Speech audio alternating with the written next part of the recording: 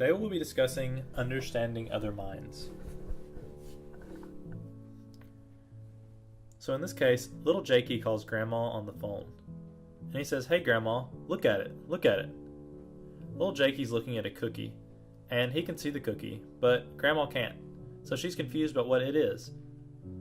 But little Jakey's confused about how she doesn't know what it is, because he can see the cookie, so she can see it too, right? Well, this is because little Jakey has not developed the complex cognitive task called theory of mind. Theory of mind is essentially developing the ability to think about how others think or about how others feel.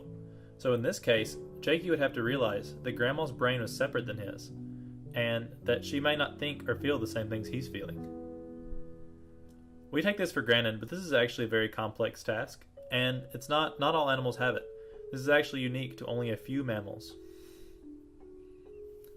This skill is not developed instantaneously or in discrete stages, though it usually does fully develop closer to 3 or 4 years of age.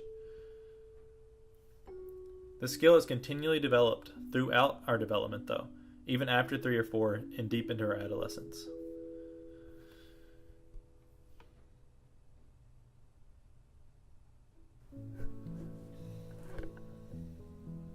There are also gender differences in theory of mind development, with females typically showing earlier and stronger performance on theory of mind tasks. Since environment does affect development of theory of mind, this may be due to how we treat females differently than males in development. It has also been shown that performance on effective theory of mind tasks can be affected by cognitive disorders, such as major depressive disorder or borderline personality disorder. In these cases, both conditions showed lower performance on effective theory of mind tasks. It is not known whether the theory of mind performance leads to these disorders or whether these disorders lead to the decrease in theory of mind performance. Effective theory of mind is essentially our ability to understand how others are feeling or the other people's emotions. This means that someone with decreased effective theory of mind might be unable to distinguish others' emotional states, and this may play some role in many cognitive disorders or personality disorders that we see.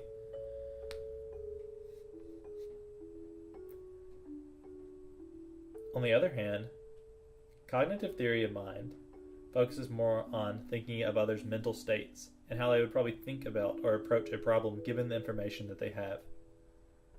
In this case, that's closer to what we saw earlier, where Jake did not know that Grandma couldn't see the cookie.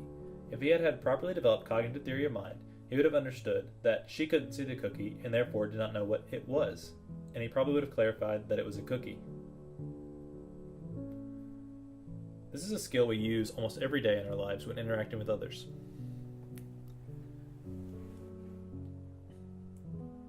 Additionally, even with fully developed theory of mind, some brain injuries, such as strokes, can still cause impairment in theory of mind performance, especially cognitive theory of mind performance. It is not known why brain damage, such as that caused by strokes, affects cognitive theory of mind more than effective. It is known, however, that strokes that cause damage in executive functioning or pragmatic reasoning cause the greatest detriment to cognitive theory of mind. As mentioned earlier, environment plays a role in theory of mind development. So what can parents do to help their children develop theory of mind skills? One thing that parents can do is to ask their children about how they're feeling and what they're thinking about in any given situation. Additionally, they can ask the child what it thinks others are feeling or what they think that others are thinking in any given situation. These type of tasks cause the child to think more about how others are feeling or how others are thinking, promoting the development of theory of mind. So in this case, if you want Jake to know that Grandma can't see the cookie, you should probably ask him, "Hey, do you think that Grandma can see the cookie?" "No." "Okay, so then how does she know what it is?"